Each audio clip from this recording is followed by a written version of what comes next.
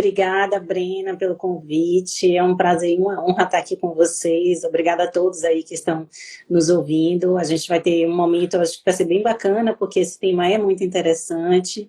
Eu sou oncologista, como você disse, por formação, mas eu trato muitas mulheres, porque eu sou especialista em mama e gineco.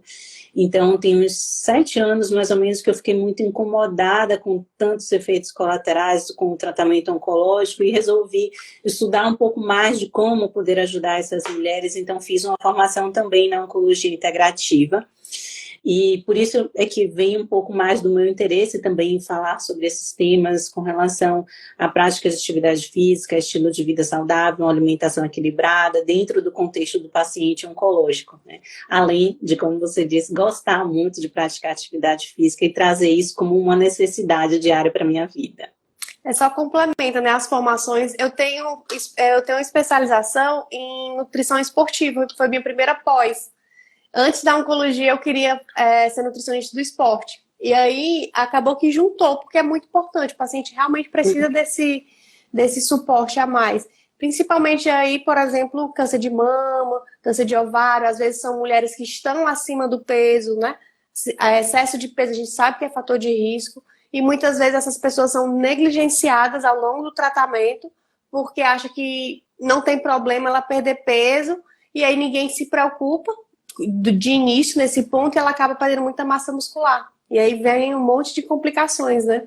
Exato. Além de ter a questão também de muitas vezes o próprio médico talvez, né, orienta de que nesse momento do tratamento não liga tanto faz, você pode comer qualquer coisa, e não dá talvez um enfoque, né, que eu acho que é muito necessário da nossa parte, né, dar realmente o fortalecer o papel da nutrição nesse cenário do tratamento oncológico, porque acaba que a paciente vem para a gente com uma confiança muito grande, e que se a gente não dá o real valor, né, a essa orientação nutricional, muitas vezes a paciente deixa até de ir mesmo ao nutricionista, que eu acho que é uma parte indispensável do tratamento oncológico. Sim. E Renata, assim, qual a grande importância da massa muscular para o pessoal entender durante o tratamento? Durante o tratamento e com todo o envelhecer, na verdade, né? Então, nós temos essa tendência de perder massa magra com o passar da idade, e isso é algo que traz uma perda de função. Então, eu vou citar um exemplo de uma paciente minha, que ela magrinha, né? Eu sempre falando da importância de se exercitar, mas ela achava que não precisava perder peso e ligava muito a essa história de se exercitar e perder peso. 10 anos depois, ela está curada, claro, né, mas fazendo hormonioterapia, e aí ela começou a me referir, ela com 70 anos, que é relativamente jovem, dificuldade para levantar do vaso sozinha, levantar da cama sozinha.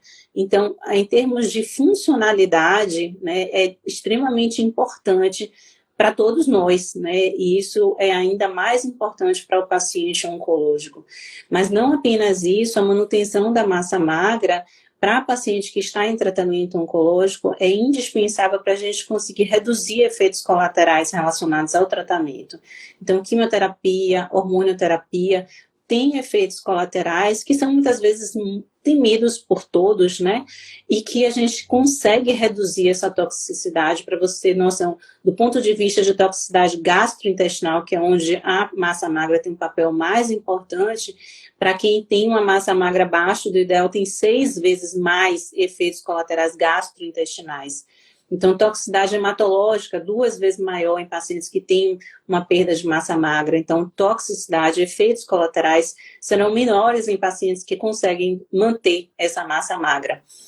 Além disso, a questão com fadiga, né? Então, fadiga é um efeito colateral que é extremamente comum durante o tratamento oncológico, e se você tem uma perda de massa magra, isso vai ser ainda mais acentuado. Então, é extremamente importante que a gente olhe para esse aspecto e que não necessariamente está voltado apenas ao peso, né, porque você precisa ter uma avaliação muito maior para entender realmente com relação à massa magra, que é o que a gente está falando, e não apenas o peso, até porque a gente sabe que existem pacientes que estão acima do peso e que têm uma perda de massa magra, que a gente também precisa ter esse olhar, né, que é o que a gente chama da obesidade sarcopênica. Sim. E a partir do momento, como você falou mesmo, a partir do momento que a gente começa esse processo de envelhecimento, a gente já tem essa perda de massa muscular. A partir dos 30 anos de idade, a tendência é que a cada década a gente perca de 3 a 5% da nossa massa muscular, se não for estimulada, né? E aí, quando a pessoa chega aí na faixa dos 70, 80 anos, ela perdeu aí proporcionalmente 15 a 25% da sua massa muscular. Então, sente aí um impacto muito grande. E às vezes o câncer ele já vem aí de um processo de envelhecimento. E quando, além desse processo de envelhecimento que traz essa perda de massa muscular, a própria doença, ela também já gera mais essa perda de massa muscular, né? O câncer pelo processo de inflamação, ou então alguns quimioterápicos que catabolizam um pouquinho mais a musculatura. O câncer mesmo, ele libera um fator, que é o fator indutor de proteólise, que é para estimular a quebra de massa muscular. Então, pelo processo de envelhecimento, a gente já tem essa perda de massa muscular, ainda mais o paciente que está com a doença, né? Que está no tratamento. Fora aí os efeitos colaterais, que aí atrapalham a ingestão adequada de alimentos. Então, é um bolo, um monte de fatores envolvidos, né? E os próprios fatores hormonais também, né, que acontecem, principalmente quando a gente está falando ali em pacientes com câncer de mama e também em alguns tumores ginecológicos, a gente tem uma alteração muito grande do ponto de vista de hormônios. E isso faz com que todo esse desbalanço hormonal proporcione também uma maior perda de massa magra. Então, esse também é mais um fator que está relacionado ao tratamento. E, além disso, existe também a questão do paciente que está em tratamento oncológico, muitas vezes acabar reduzindo o seu movimento, a sua atividade física, né? Então, ainda vinculada àquela ideia passada de que o paciente em tratamento oncológico deve se resguardar, muita gente para de se exercitar. Eu vejo, às vezes, pacientes que eram fisicamente ativas e que, de repente, deu o diagnóstico e meio que assim, ó, não posso fazer mais nada. Né? E aí vem para mim assim, não, poxa, mas será que eu não posso mesmo? Peraí, quem te disse que você não pode? Na verdade, você não só pode, como deve se exercitar, né? E isso vai desde o momento onde se teve o diagnóstico, onde ainda se está, talvez, ali planejando fazer um procedimento cirúrgico, porque isso reduz até mesmo o risco de complicações pós-operatórias. Então, a gente precisa trazer, eu acho que a gente vai ter um momento para poder falar um pouquinho mais de atividade física, mas trazer para paciente de que esse momento de se exercitar é de extrema importância, né? Então, a paciente, após o diagnóstico, acaba reduzindo a sua atividade física, o que vai fazer com que ela perca ainda mais massa magra, né? Então, todos esses fatores aí que a gente falou acaba favorecendo a perda dessa massa tão importante para a nossa função. Olhando assim para o lado da nutrição, né, a gente ainda tem aí outras causas que podem comprometer ainda mais essa massa muscular do paciente, que é a dificuldade de ingestão adequada de proteína, né? Naturalmente, as pessoas já têm um hábito que é com baixo consumo de proteína, e o paciente oncológico, pelos efeitos, às vezes falta de apetite, náusea, às vezes um quadro de diarreia, ou então alteração do paladar, acaba que diminui essa ingestão de proteína. Medo de comer, né? Crenças, às vezes fazem restrições severas, principalmente aí restrição de proteína de alto valor biológico, de alta qualidade, proteína da carne vermelha. Eu fiz um post ontem ou foi hoje, não lembro direito, de carne vermelha, e gerou aí uma polêmica muito grande, porque as pessoas ainda têm esse mito que precisa excluir, que deveria fazer essa restrição, né? É importante a gente mensurar com relação a esse consumo, como você disse, porque muitas vezes a paciente nem começou o tratamento oncológico, nem está com sintoma nenhum, e como você disse, já tem um consumo basal de proteína muito baixo. Quando eu vou perguntar, porque eu costumo perguntar com relação à rotina alimentar da paciente, e assim, me conte aí o que é seu café da manhã, aí vem pão, vem carboidrato, mas assim, não tem ali uma proteína no café da manhã e tal. Então, quando você vai sondar a quantidade de carboidrato é muito superior ao consumo de proteína, então acaba que no basal da população brasileira, eu acho que a gente já tem realmente um consumo baixo de proteína. E aí, quando se começa um tratamento com todos esses efeitos que podem vir a acontecer, a chance de reduzir o consumo é ainda maior, então precisa realmente estar muito atento a essa demanda de proteína, né, ao longo do dia, para que a paciente não tenha essa perda, né? E se para isso for necessário, durante essa fase, consumir a carne vermelha realmente não é proibida, né, para os pacientes que têm câncer. A gente tem sim uma recomendação de restringir o consumo para a população global como forma de prevenção de câncer gastrointestinal, na maioria das vezes, é onde a gente tem uma robustez maior de dados com relação a consumo de carne vermelha e risco de câncer. Então, a gente não deve comer carne vermelha todos os dias, né? Então, é importante ter essa orientação, mas isso muito mais com a questão voltada para a prevenção de doenças e prevenção, né, de câncer gastrointestinal. Mas se nesse momento a paciente, eu só gosto de comer carne vermelha, e para mim tirar carne vermelha vai ser algo muito difícil. Ok, vamos seguir pelo menos consumindo ali uma proteína, que é uma proteína adequada para suprir as necessidades nutricionais diárias, né? Então, é importante realmente não fazer uma orientação nutricional tão restritiva para que realmente a gente não deixe de estar oferecendo o mínimo necessário para manutenção da massa magra.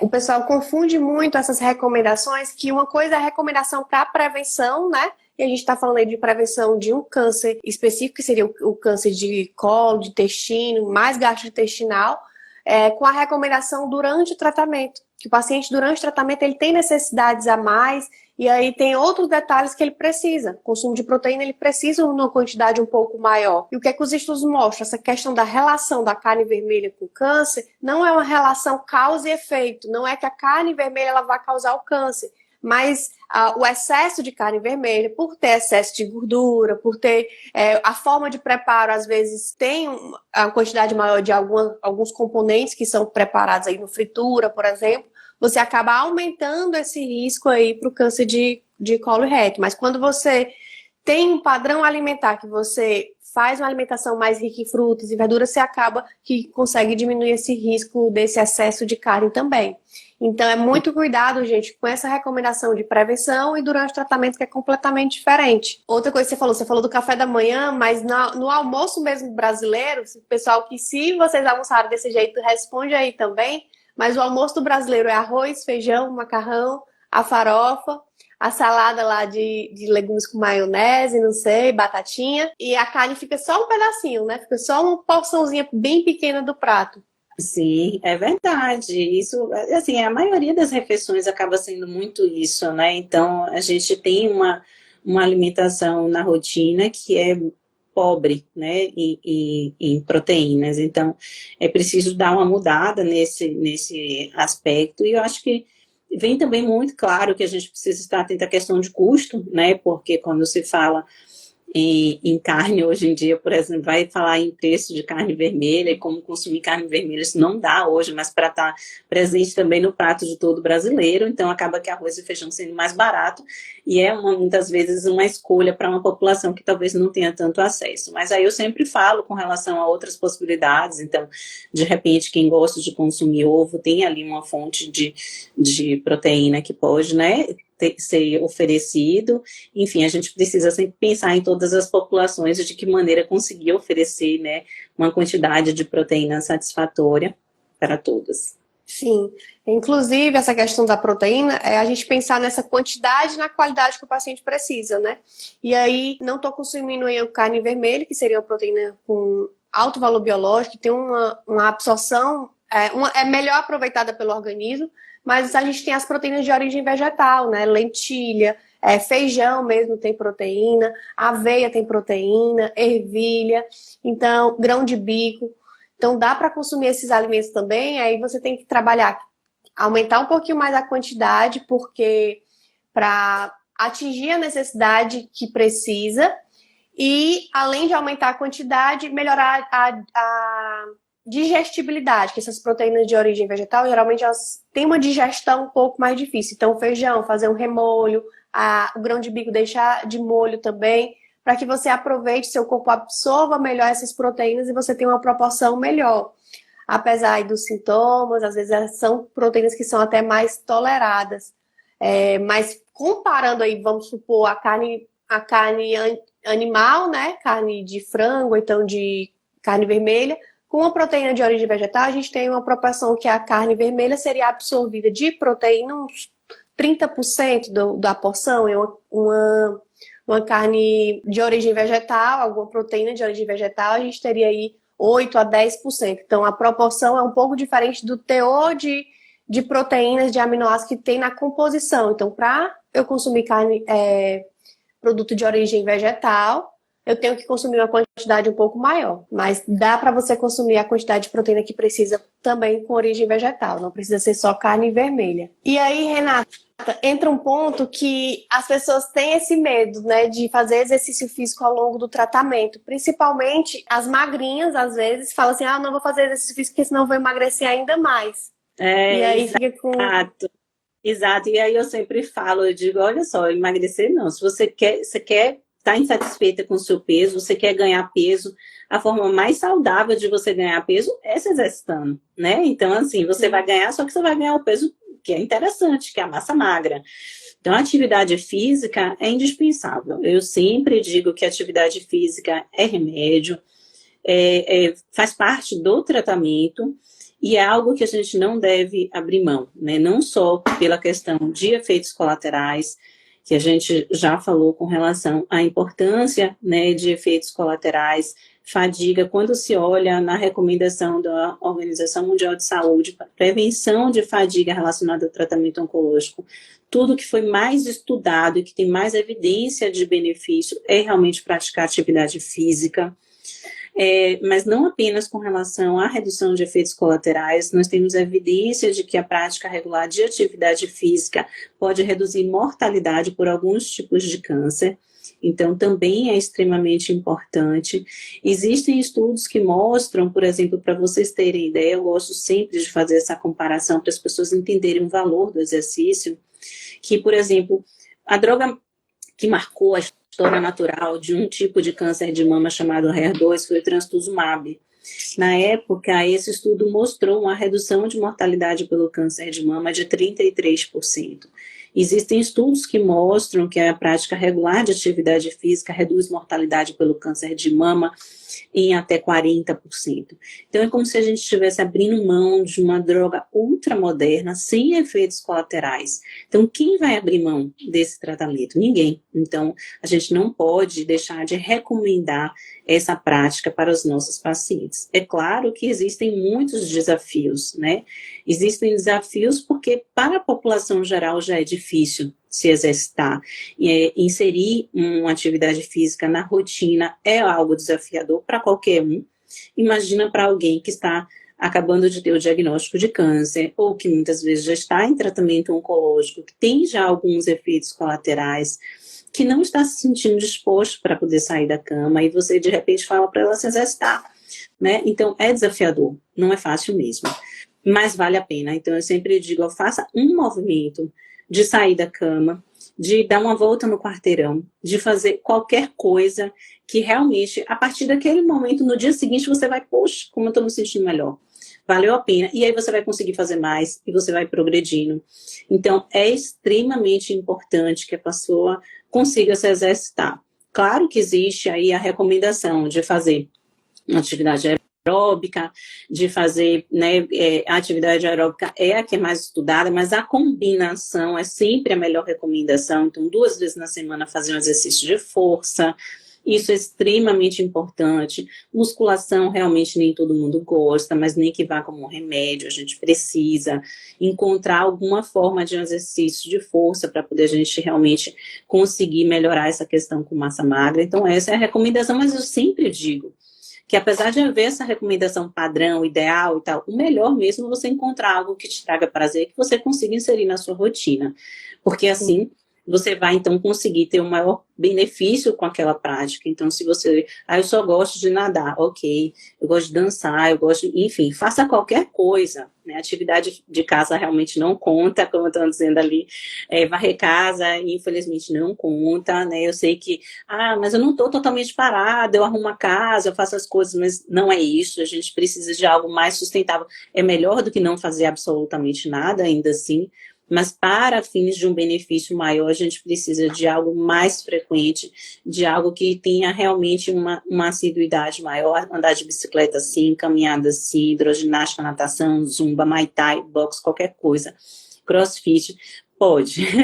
Teve alguém que falou assim, eu posso ir para a academia, alguém que perguntou aí, fazendo quimioterapia, não só pode, como deve ir para a academia. Existem exercícios que são mais indicados para preservar essa massa muscular, né, Renata? Então, exercício de resistência, e aí vai algo que você pega peso, fazer a musculação, aí entra até o pilates, né? Realmente são interessantes. Mas ainda assim, a gente, mesmo que seja apenas fazer caminhada, porque essa é uma dúvida, mas poxa, eu só faço caminhada, né? Ou às vezes é o que tem, dá para fazer sem ter tanto gasto. É o que é mais barato, é mais acessível, você pode fazer em qualquer lugar do mundo, né? Ok, se você só consegue caminhar, ainda assim, você vai ter algum benefício, né? Pilates também tá aí. CrossFit, maravilha, sou crossfiteira também, acho uma ótima prática que você consegue combinar. É uma prática de fazer CrossFit onde você faz a combinação de aeróbico com resistência juntos. Então, além de ser muito motivacional, né? Uma prática que é bem interessante. Mas, e pode. Teve alguém que perguntou aí com relação à metástase óssea. Então, esse durante muito tempo foi um ponto de muita dúvida para as pacientes, né? Eu tive uma paciente que veio para mim porque ela era atleta e tinha metástase óssea e tinham mandado ela parar de se exercitar, ela veio para mim para conferir. Realmente eu não posso. Então, não é isso, né? Existem algumas recomendações, alguns cuidados para quem tem um volume de doença óssea muito grande, claro. Mas daí a dizer que essa pessoa não pode se exercitar, não. Hoje em dia existe, inclusive, um guideline que orienta com relação aos cuidados para as pacientes com metástase óssea que devem se exercitar, sim. Então, mesmo pacientes com metástase, pode fazer atividade física, sim. Se é um paciente que tem metástase óssea, o ideal é que ela tenha uma orientação de um profissional.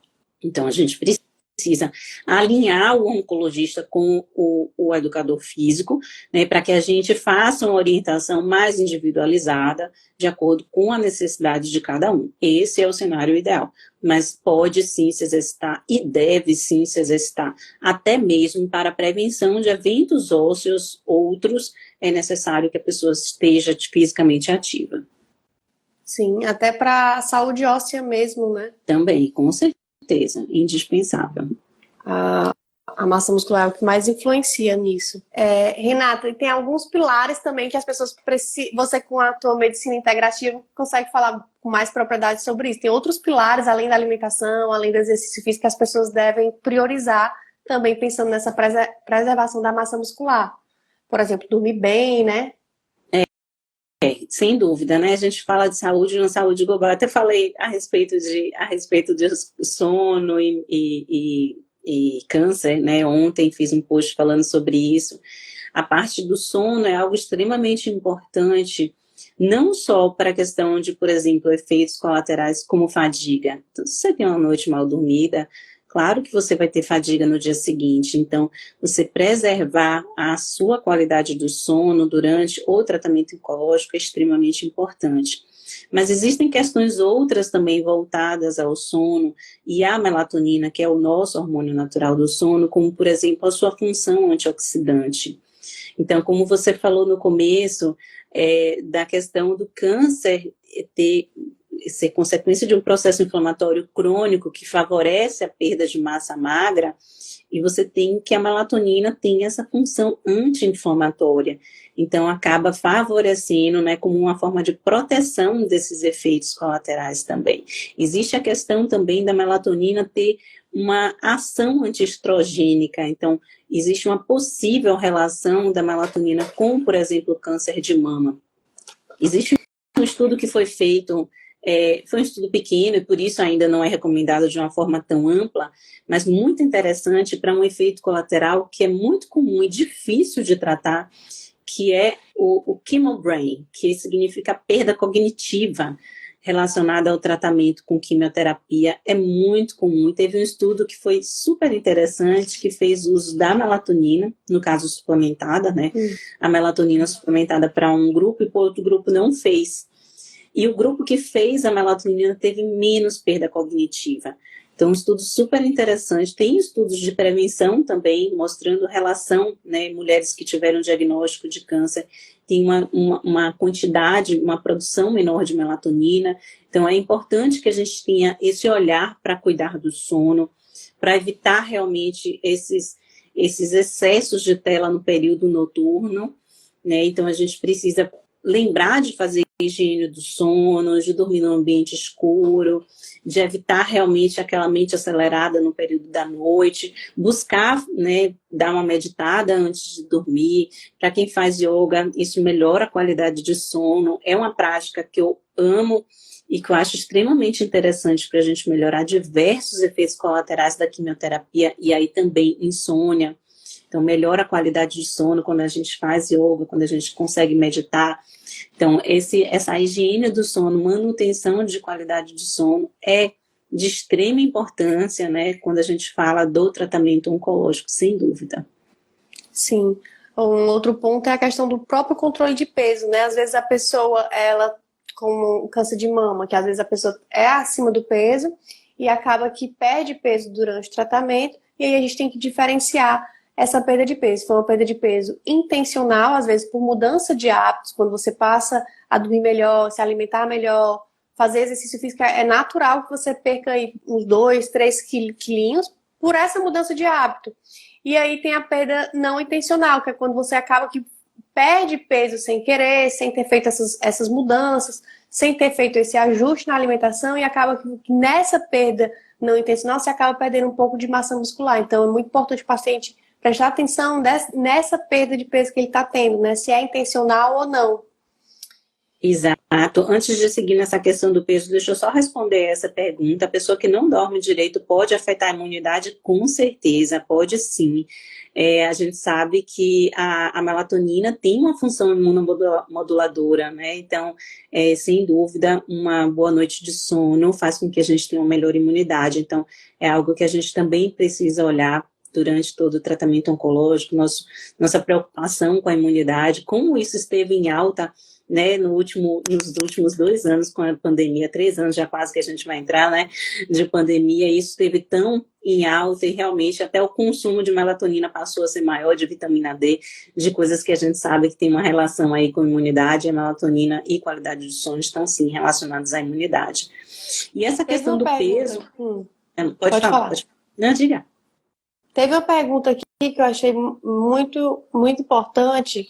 Deixa eu procurar ela aqui. Que para quem tem esvaziamento axilar, pode fazer exercício no braço esvaziado? Até já fiz esse post também, porque eu acho isso incrível, porque existia durante tantos anos, né? E, aliás, ainda hoje existe, né, esse mito de que quem faz esvaziamento axilar não deve fazer exercício, né, de braço. Existia até um número, né, mágico, assim, ó, não pode pegar mais do que 2 quilos no braço. Então, imagina, eu tive uma paciente que veio para mim que estava, assim, muito triste porque ela não podia carregar o neto. Aí eu disse, nossa, mas por que não pode carregar seu neto? Ela, não, porque eu não posso, ele já tem mais de 2 quilos e aí não pode. Eu disse, peraí, quem diz que você não pode pegar? Vamos lá. Então, assim, claro que pode, e na verdade hoje a gente sabe que a prática regular de atividade física é até uma forma também de evitar o linfedema, porque a preocupação de alguém que fez o esvaziamento axilar com o exercício é o medo de ter linfedema, que é aquele inchaço do braço que pode acontecer em pacientes que fizeram esvaziamento axilar. Primeiro que hoje em dia, graças a Deus, o número de mulheres que faz esvaziamento axilar reduziu substancialmente. Hoje, a maioria das mulheres faz apenas a pesquisa de linfonodo sentinela, onde o risco de ter linfedema é infinitamente menor, graças a Deus. Mas para as pacientes que têm essa preocupação, a atividade física está dentro das orientações das pessoas para a prevenção e tratamento do linfedema. Claro que a pessoa já estando com um inchaço instalado, ela precisa ter uma orientação direcionada, ela precisa de um acompanhamento com fisioterapeuta, e isso vai ser tratado de uma outra forma. Mas para a paciente que não tem, está com medo de fazer, não existe esse problema. Eu conto sempre essa história, que quando eu fui remar a primeira vez, eu fui a convite de uma paciente que era mastectomizada bilateral e tinha feito esvaziamento axilar, e ela me deixou assim para trás horrores. Então, assim, ela remando, que é uma atividade que você usa muito membros superiores, né? E assim, sem nenhum problema, e ela é uma paciente extremamente ativa e faz tudo. Eu tenho diversas pacientes que fazem tudo com os 2 braços. Então, o esvaziamento axilar não é uma contraindicação a fazer atividade física de membro superior. Como toda atividade física, o ideal é que a gente faça uma progressão programada, né? E para isso a gente precisa ter uma orientação nutricional. O que a gente não deve eu estou aqui sedentária, fiz a cirurgia tem 1 mês e eu vou empurrar um móvel aqui. Então, isso é um esforço que não é programado. Então, a gente precisa, sim, fazer uma progressão de atividade física. E, para isso, um educador físico é extremamente importante para que faça essa orientação de que forma vai ser essa progressão. Todo mundo que entra na academia começa pegando 1 quilinho ali, ai, gente, que saco, né? Repetir 20 vezes aquela e vai progredindo aos pouquinhos, né? Então, para pacientes que fez esvaziamento, é igual. A progressão vai ser lenta, aos pouquinhos, mas deve fazer. Renata, tem outra que é bem parecida, que eu acho que você vai responder da mesma forma, mas a pessoa bota o catéter e acha que não pode fazer exercício que tá com catéter, né? Não, eu tenho uma paciente que ela fazia Muay Thai e ela dizia, nossa, às vezes até eu sinto um incômodozinho de fazer e tal, mas tem problema? Eu disse, não tem problema, pode fazer boxe, quem tem também, que também é outra atividade que usa muito de membro superior, não tem problema, quem tem catéter pode se exercitar sim, aliás, segue devendo se exercitar assim. Se o cateter, eventualmente pode ter algum incômodo, dependendo do movimento que faça, mas assim, a maioria das mulheres que eu conheço, que tenho como paciente, não tem restrição, né, de se incomodar com a presença do catéter, não. Então, tem indicação e deve sim. Claro que tem a questão do medo, né? Muitas vezes, como aqui a Silvana está mencionando, que tem medo de fazer exercício, isso é normal, medo faz parte, né?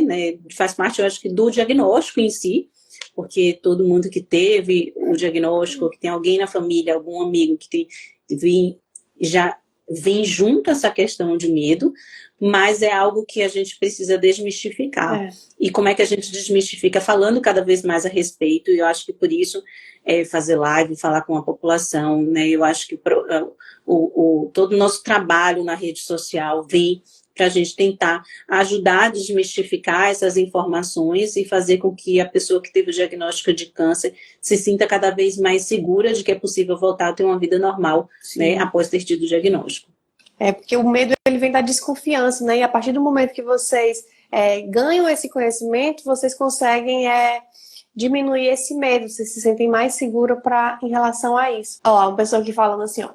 E a fadiga causada pela quimioterapia, como vencê-la para conseguir praticar atividade física? Começa agindo mesmo. É muito difícil a gente dizer para vocês que a fadiga vai melhorar com a prática de exercício físico, mas ela vai sim melhorar, então você precisa começar a agir para começar a sentir essa melhora. E muitas vezes Eu costumo dizer, Brena, para fazer o seguinte, fazer um desafio, né? Então, assim, anote hoje tudo que você está sentindo, como você se sente, tente classificar essa fadiga, o que é que você consegue fazer. E aí, amanhã, você faz um esforço sobre-humano para dar uma voltinha, para dar uma caminhada, para sair de alguma maneira, fazer algum tipo de movimento. E aí vai tentando. Depois de uma semana, tentando, faz esse esforço durante uma semana. Faz e anota de novo tudo que você está sentindo, como você está, se você conseguir persistir durante 7 dias fazendo algum tipo de exercício. Não estou dizendo que você precisa estar ali, vou fazer um crossfit, vou fazer uma corrida. Eu tenho um paciente que saía que saía da quimioterapia e ia fazer uma aula de fit bike. Mas, óbvio que não precisa isso. Então, qualquer coisa, né, que você consiga persistir e aos pouquinhos, fazendo um pouquinho mais, né, durante 7 dias, e anota depois. Compara. E eu nunca tive ninguém que topou se desafiar a fazer isso, que não diga, nossa, valeu muito a pena. Porque vale a pena. Isso é assim com a gente, que não está nem tratando, né? Então, assim, poxa, você está, cheguei cansado, meu Deus do céu, não tenho energia para ir para a academia de jeito nenhum. Aí você vai assim, se arrastando, assim, meu Deus do céu, o que eu estou fazendo aqui? Quando você termina, ainda bem que eu vim. né? Todo mundo, quando termina, faz, gente, que bom que eu vi, porque a sensação é muito boa, né? A gente libera endorfinas, nós liberamos hormônios que dão a sensação de prazer. Isso pode não acontecer no primeiro momento, claro, né? Porque às vezes a pessoa vai e fica assim, cadê aquela sensação de prazer, né? Não é, mas com a rotina, você sistematizando essa rotina, a tendência é que venha assim essa sensação de prazer e, portanto, você vai se sentir cada vez melhor. Então, é se desafiar a começar alguma coisa, algum movimento. E eu costumo dizer que é um conjunto de fatores, né? Não é uma única coisa que você vai fazer, mas você vai tentar colocar aí um monte de coisazinhas na sua rotina. Vai aos poucos, mas você vai incluindo aí várias variáveis diferentes. Por exemplo, o exercício físico, ele é super importante, mas você também precisa ajustar a sua alimentação, né? Incluir uma alimentação com mais proteína, priorizando aí o consumo de proteína, que é um nutriente aí mais importante para a gente preservar essa massa muscular. E aí você faz exercício físico, você vai estimular aquela musculatura e você vai dar comida para os seus músculos, para que você recupere essa massa muscular que foi perdida, para que você ganhe um pouquinho de massa muscular e tenha melhores resultados durante o seu tratamento.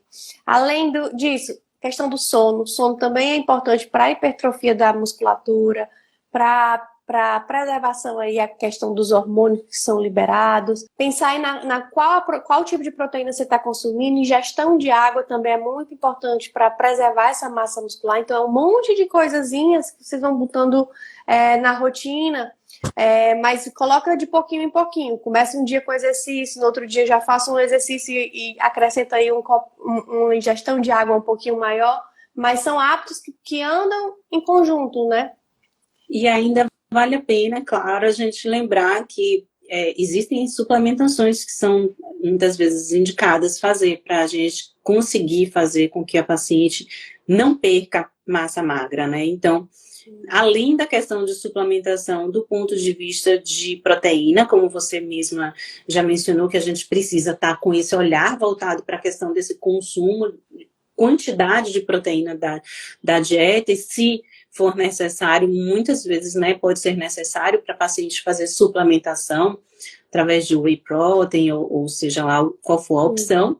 Mas, além disso, eu gosto de mencionar algumas coisas que são mais estudadas, né, do ponto de vista de manutenção de massa magra, que é com relação a alguns aminoácidos, né? Então, para a sarcopenia, a gente tem estudos com HMB, que é, né, um derivado, então, e estudos que mostraram melhora, né, da questão de conservação da massa magra durante o tratamento oncológico.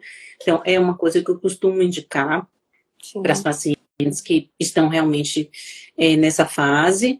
Existe a orientação também com relação a ômega 3, um outro suplemento que também, acho que o suplemento que mais tem estudo nesse cenário, mostrando estudos positivos, o que é algo difícil de encontrar do ponto de vista de suplementos, né?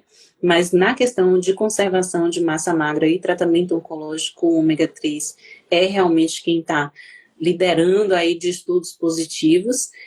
A gente tem que ter a preocupação com relação a qual ômega 3 vai usar, né? Não só com relação à presença de metais pesados ou não, mas também com relação à quantidade de cada um. Mas é uma coisa que eu costumo também orientar a fazer uso durante o tratamento, e também tem a questão do olhar da vitamina D.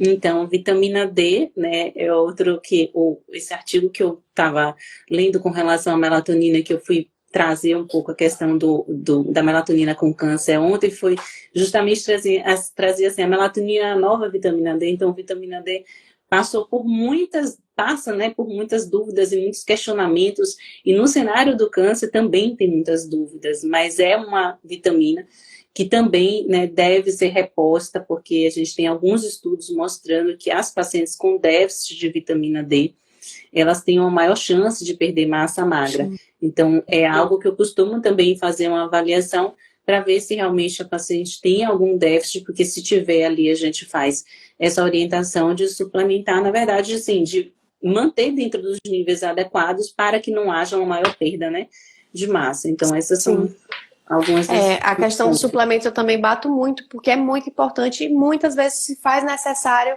ao longo de todo o tratamento, pensando em preservar a massa muscular, melhora da questão do apetite, melhora da composição corporal.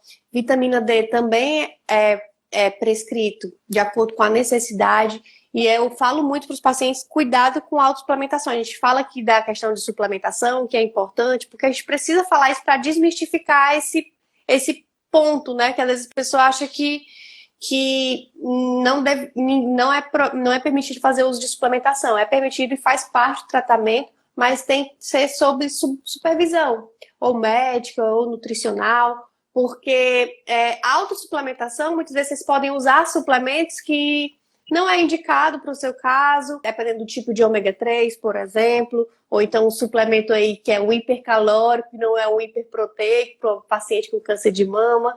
Então tem alguns detalhes que precisam ser observados e você pode gastar dinheiro aí com uma coisa que não vai funcionar. Da mesma forma, vitamina... Eu ia mencionar justamente essa questão com o custo, Brina, porque assim...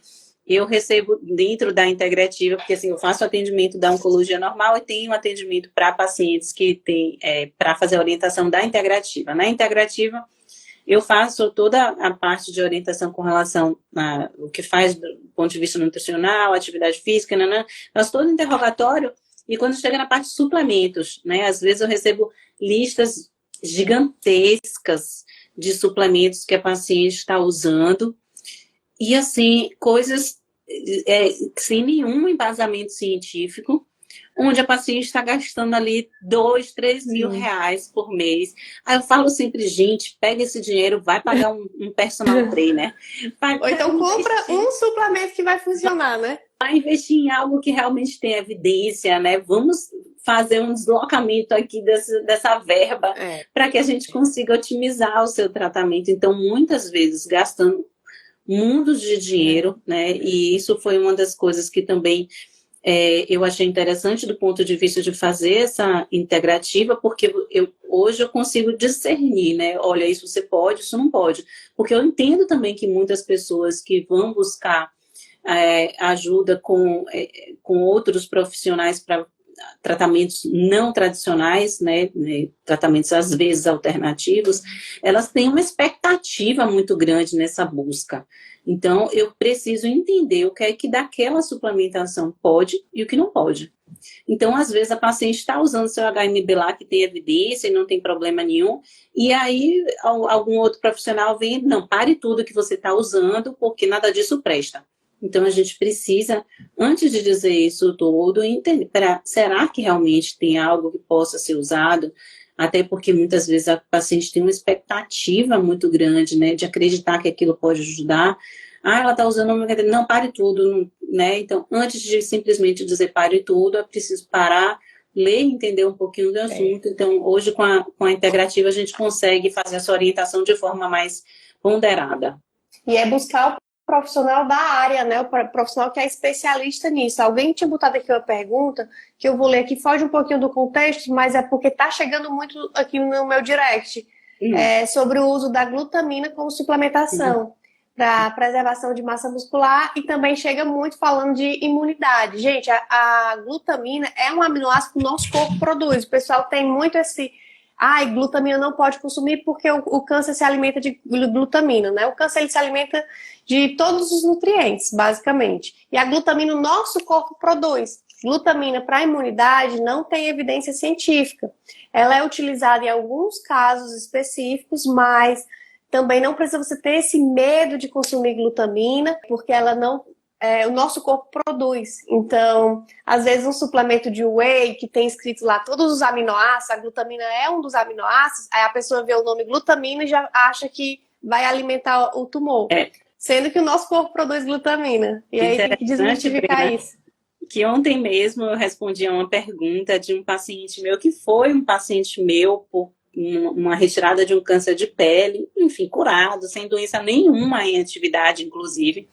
E aí ele estava usando a glutamina, porque tinham orientado ele a suplementar a glutamina, e aí várias pessoas dizendo a ele que ele não podia, porque ele tinha tido diagnóstico. Então com esse, e aí, não pode. Aí eu falei com ele, olha, toma sua glutamina em paz, né? Porque assim, não tem problema de você usar a sua glutamina, porque ele teve um diagnóstico no passado, não está fazendo nada de tratamento, nada que possa ter qualquer tipo de interferência, enfim. É claro que tudo isso é sempre o ideal que você faça orientado, né? Então, alguém te passou, quem te passou, isso está sendo comunicado, isso está sendo conversado, que eu acho que isso é de extrema importância, né? Para que você, como você falou, a gente não pode incentivar que a paciente faça uma busca sem orientação. Creatina, sem dúvida, é uma excelente opção. É outro que eu gosto também muito de orientar o consumo, porque também tem estudos para a questão de massa magra, aumento de força, né? Todos os outros benefícios da disposição, também, creatina tem muito. Tem várias outras questões, então também é uma coisa que eu uso e oriento realmente para o paciente fazer uso, e não tem problema usar durante o tratamento oncológico, não. Pode usar a creatina também em paz. Aí o ponto é, antes de você pensar aí na creatina, antes de pensar no HMB, é ajustar primeiro a base, né? Então faz primeiro o básico, começa a colocar em prática, começa a fazer exercício. Às vezes a pessoa não faz nem exercício, nem consome proteína na quantidade certa e já quer usar a creatina, né? Então, começar devagar, começar passo a passo. E aí a gente vai evoluindo nesse processo. Exatamente. A questão com tamoxifeno, que está perguntando, né, quem usa tamoxifeno deve evitar. Quando a gente faz uso de tamoxifeno ou algum outro inibidor de aromatase ou quimioterapia, enfim, eu gosto sempre de toda a suplementação ser comunicada, né? Então, existem algumas medicações que podem interagir, então eu acho que isso deve ser sempre conversado com o oncologista. Essas suplementações que a gente mencionou aqui não são contraindicadas a pacientes que estão fazendo uso de tamoxifeno.